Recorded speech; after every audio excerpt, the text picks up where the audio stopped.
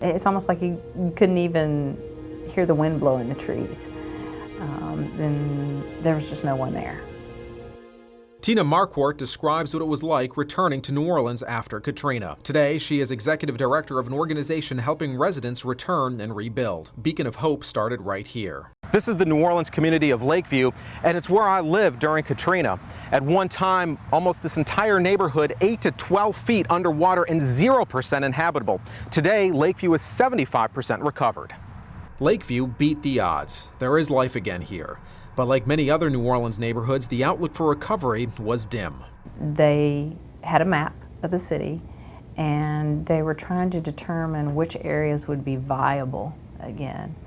And Lakeview was one that had what they call the infamous green dot.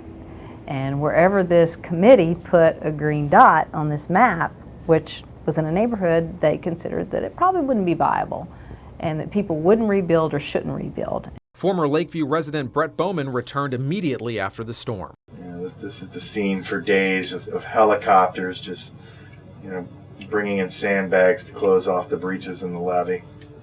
Brett shows us his pictures as he surveyed the damage around Lakeview. Streets turned into rivers, boats flipped up onto the street, and cars thrown up against trees. He also photographed another community that most people are now familiar with, New Orleans' Lower 9th Ward. Houses washed off their lots and landing right on top of cars. Both communities demolished, but a very different tale of recovery. Today, a drive through the 9th Ward reveals a little hope, but mostly desolation. The grass is so high on many of the lots, the streets are barely visible. A renegade brand new house appears now and then, but barely anyone has returned. According to Beacon of Hope, the 9th Ward is less than 20% recovered. Here is what Lakeview looks like today, just feet from the 17th Street Canal levee that failed, sending water rushing into all these homes. Many homes are rebuilt and lived in, but still, you see reminders of what happened here 6 years ago. Tina Marquardt believes the key to getting people to return isn't just about rebuilding homes.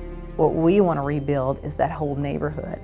And the way that you can rebuild that whole neighborhood is to reconnect people and then get them the information and resources that they need. Over in the 9th Ward, the problem may be more complicated. If there's been so many resources, then why aren't there more people that have returned? Have we missed building that connective tissue? Have we missed reconnecting the residents?